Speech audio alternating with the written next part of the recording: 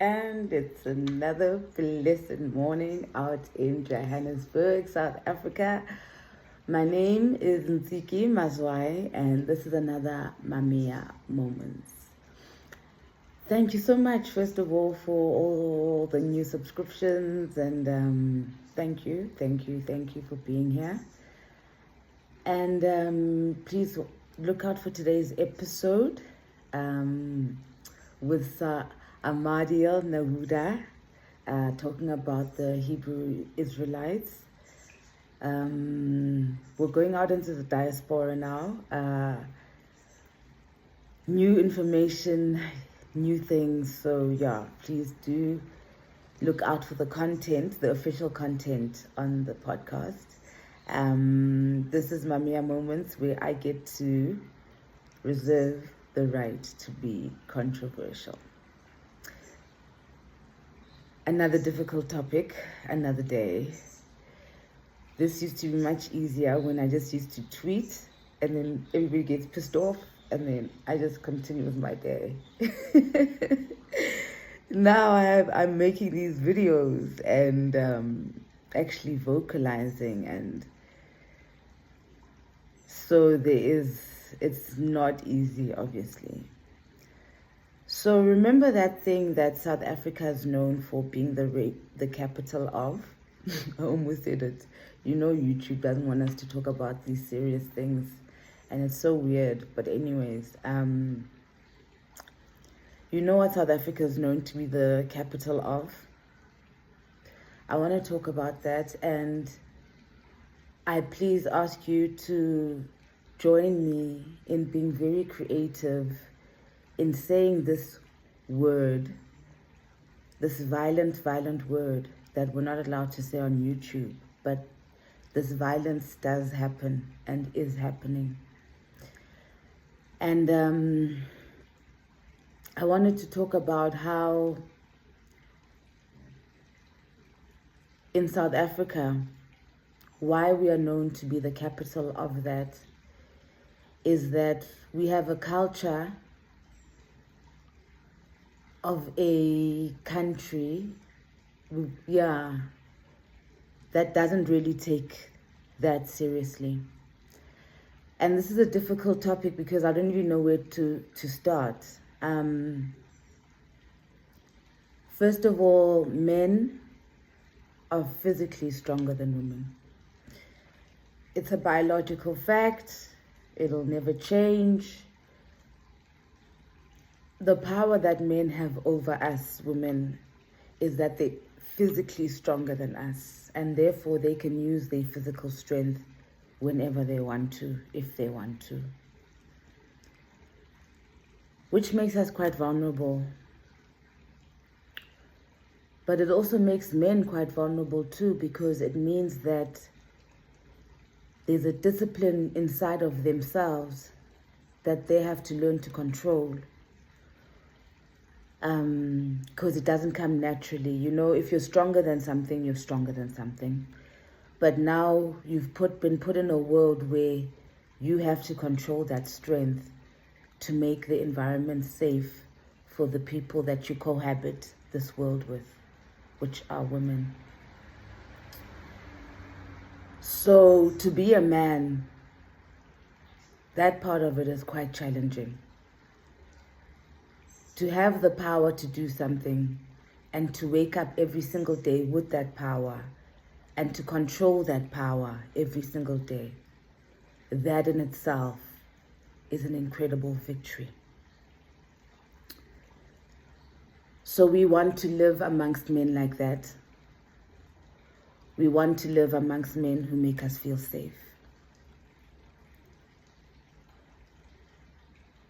We women, we yearn for safety because we are aware of the vulnerability. So even as we go out into the world, we need that assurance and safety. And in South Africa, we are living in a space where that assurance and safety is not there.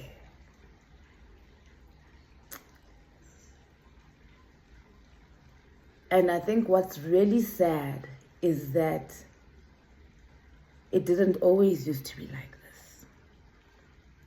We used to be safe around men. You can see it in the way that women dressed. You can see it in the way that men and women related. When we just look a little back into ancient times, we can see that women used to be safe. Girls used to walk around in their breast. You know, there were polygamous marriages where there are sister wives. Around African culture and customs, there was a great focus on men protecting the family and protecting women. And with the breaking of our family units, men have abandoned the role of protecting women. So with migrant labors and colonialism and where we are now, neoliberalism, what has happened now is that the African way of life has been killed for this new fake capitalist life where sexual offenders are being platformed.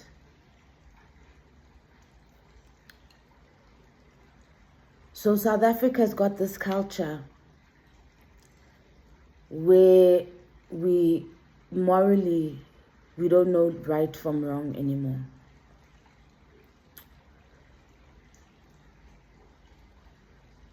Ooh, this is a difficult topic. So,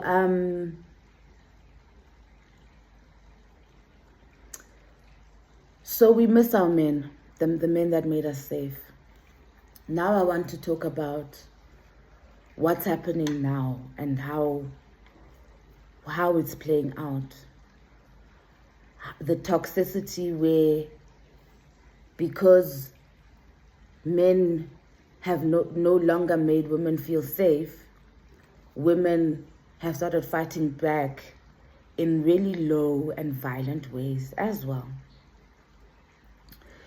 So this culture, this Ndlwengulu culture that we've got in South Africa, right, has enabled and allowed sex offenders or abusers of women to be a law unto themselves. And now women have realized that they're not protected. So women are fighting, and they're fighting dirty. So now we are in this vicious cycle of men behaving badly, abusing, sexually offending, sexually assaulting. We're in this vicious cycle of women lying. We're just in a vicious cycle, and how do we stop this vicious cycle? We need to be serious about the fact that there's a crisis in this country. Even our law systems, our justice systems, they're not working. They're not working. And if you want to call us for a national day where women who have been activists or women who have been victims have been silenced, and this very same justice system has been used against them, call that day. Put a set-aside day where it's not contempt of court to speak out and say what you've been through. If we are living in a truly fair and democratic society, no voices should be silenced. So we dare South Africa, to call a day where we unpack the justice system when it comes to sexual assault crimes in South Africa and men who've been accused and have got allegations over them. We don't take it seriously as a country.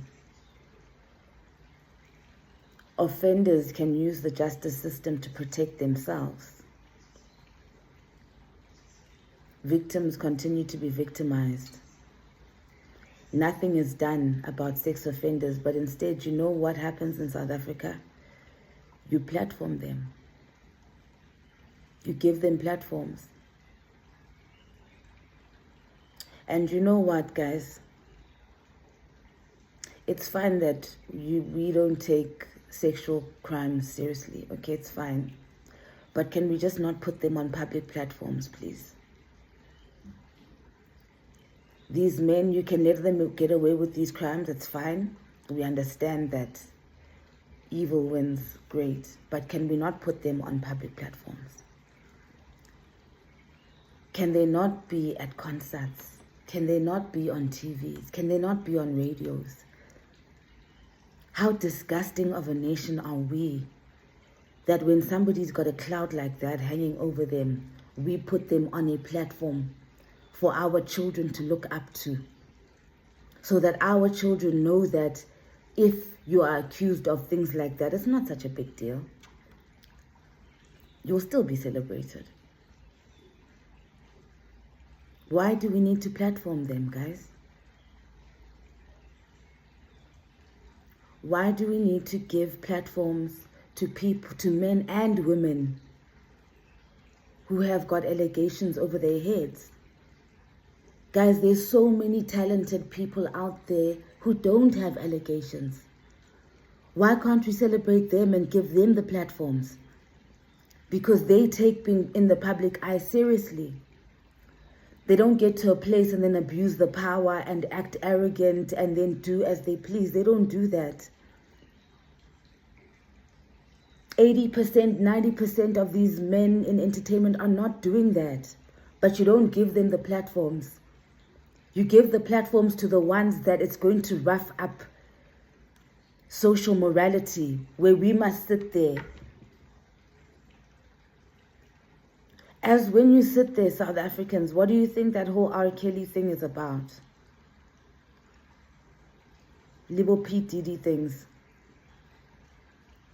Are we as a society not allowed to create our own societies? Because what is happening in South Africa, because we are run by capitalism, the white people build and create these brands, and at whatever cost, they don't care.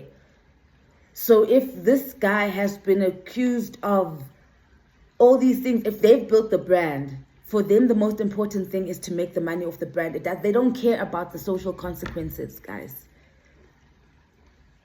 The Jewish people who run the entertainment industry and make money off it don't care about the social consequences on the black community when you put a black dot and call it success and call it celebrity, so that that black dot can stain all the other little black dots coming up and make the little black dots think it's okay to be that.